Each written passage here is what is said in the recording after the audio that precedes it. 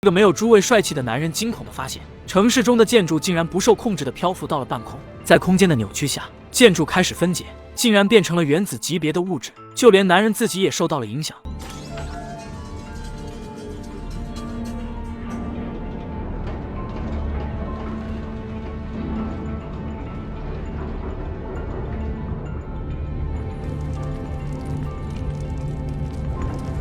看着正在被分解的自己，男人彻底慌了。然而男人不知道，被分解的他其实并没有死，只是被重启了而已。而男人之所以会变成这样，还要从一次诡异的谋杀说起。电影开头的男人名叫塔马德。那天中午，马德正和女友小美在霍拉拉拉布拉多埃拉布拉咖啡馆撒狗粮。然而就在两人你侬我侬的时候，一个黑衣人突然出现。黑衣人径直走向小美，从怀里掏出了一把手枪。No.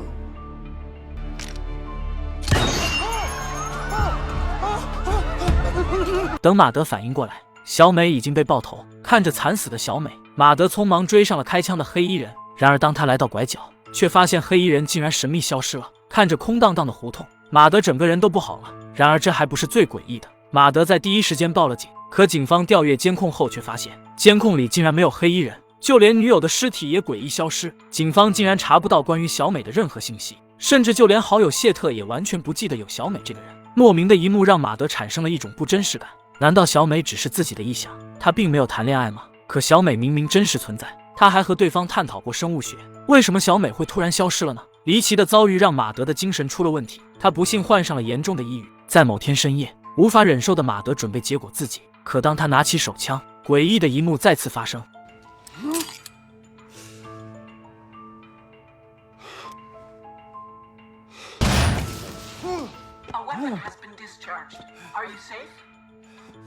看着被打爆的沙发，马德以为刚才是卡壳了，他再次将枪口对准自己，可谁知手枪却再次卡壳。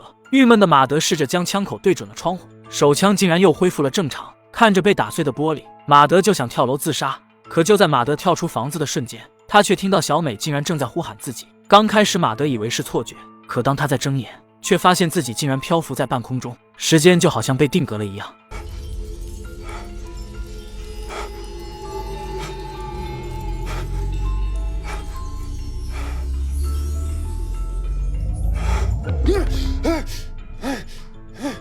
就在马德奇怪的时候，他发现自己竟然又回到了卧室。马德匆忙回到客厅，发现窗户并没有被打碎，手枪也好好的放在桌上。看着空荡荡的客厅，马德才反应过来，昨晚的一幕竟然是梦。马德以为是他的抑郁症又严重了，可就在他准备加大药量的时候，系统却突然提示他竟然收到了去世小美发来的信息。马德有些不敢相信自己的耳朵，他疑惑地打开手机，小美出现在了画面中。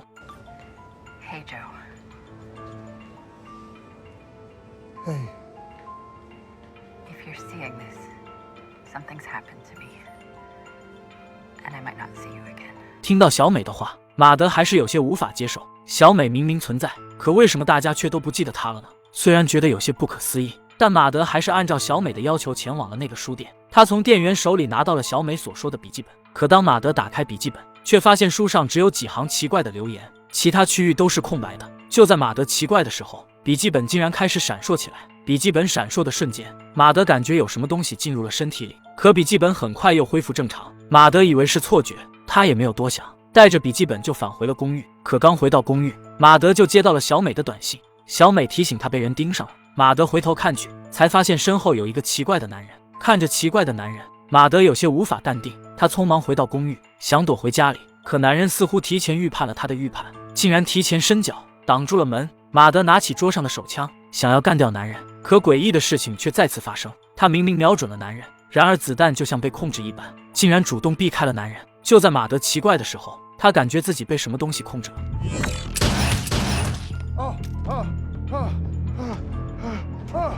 看着地上的男人，马德还有些没缓过神来。就在这时，小美突然出现在了客厅的电视上。小美将真相告诉了他，原来马德并不是真正意义上的人，他生活在一个由数据组成的虚拟世界。这个世界的创造者名叫德克士。德克士是一个天才程序员，他对程序有着不一样的理解。在一次收集数据的时候，德克士惊奇地发现，他编写的系统竟然可以像真实世界一样运行。好奇的德克士和另一个同伴对系统进行了优化，谁知却意外创造出了一个和地球一模一样的虚拟世界。这个世界不仅和外面的世界一样，还可以通过程序进行操控。只要德克士需要，他就可以创造或者毁灭一切。刚开始这个世界只用来进行虚拟演示。Pharmaceuticals.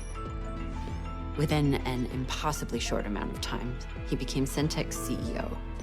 And then things moved even faster. Pharmaceuticals. Within an impossibly short amount of time, he became Centec's CEO. And then things moved even faster.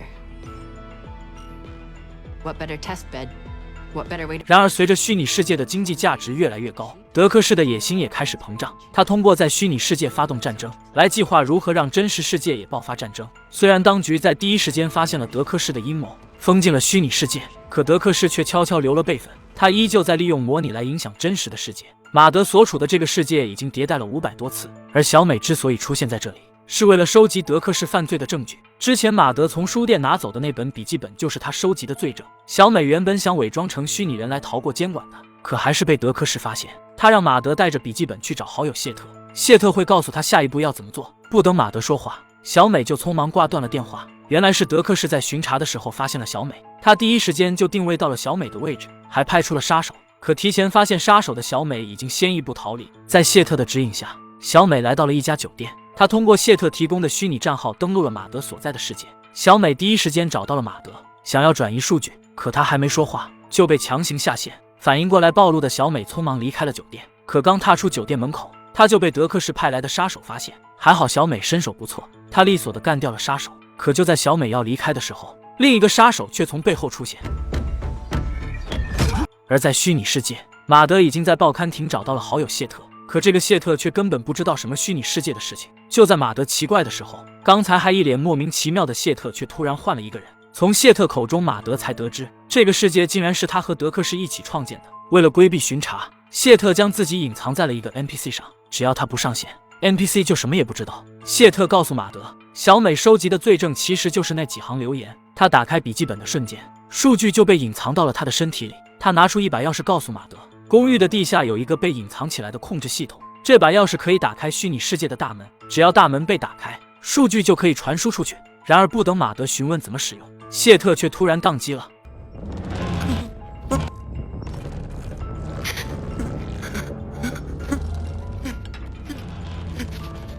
原来德克士在现实世界找到了谢特的本体，他干掉了谢特，结果虚拟世界的他也变成了一堆代码。看到这一幕，马德意识到谢特也被发现了。他按照谢特的指引，在公寓的地下室找到了控制系统。可马德不是程序员，不知道要怎么启动系统。看着显示屏上的手掌印，马德试着将手放了上去。而在马德启动系统的同时，德克士也发现了系统控制权被入侵的情况。他第一时间就定位了马德，派出了杀手。在杀手和马德厮杀的时候，德克士修改了系统权限，重新夺回了控制权。他将马德传输到了安全屋，将他和虚拟世界隔离开来。马德还想反抗，可德克士是虚拟世界的创造者，他只是轻轻点击屏幕，马德手里的家伙就消失不见。德克士点击删除，想要抹去马德的代码。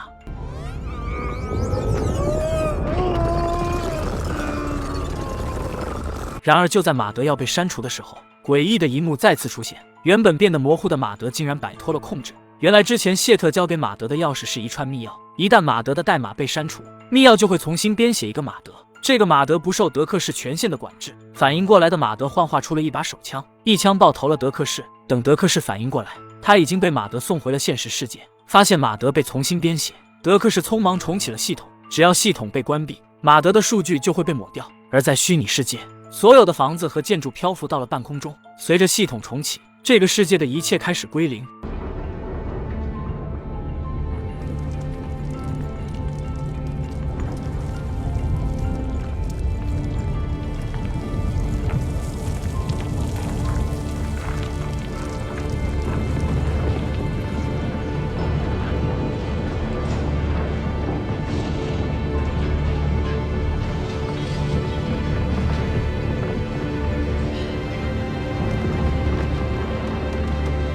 看着屏幕上的倒计时，德克士还以为一切都在自己的掌控中。为了防止小美捣乱，他取消了所有的登录端口。然而就在德克士以为系统很快会完成重启的时候，之前被干掉的谢特却突然出现在了大屏幕上。谢特告诉德克士，他干掉的谢特其实也只是一堆数据，而他和小美以及这个世界的一切其实也是虚拟的。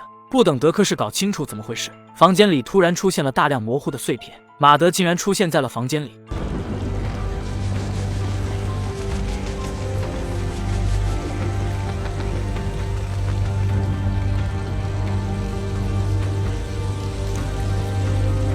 看着突然出现的马德，德克士还没反应过来，可马德却提前拿出了家伙，他果断干掉了德克士。看着从高楼摔下去的德克士，马德以为他成功干掉了对方，可谁知谢特却告诉他和小美，他们所处的世界也是一个虚拟世界，真正的德克士其实并没有死，他只是从对方手里夺取了这个世界的权限。听到谢特的话，马德和小美才反应过来，他们所处的世界竟然也是虚拟的。很显然，关于虚拟世界的故事才刚刚开始，不过电影到这里却结束了。以上就是2024加拿大最新科幻电影升级的全部内容。总体来看，感觉电影有些小抠脚，根本就没有展现出那种连环套中套的感觉。好了，今天的分享就到这里了，我们下期再见。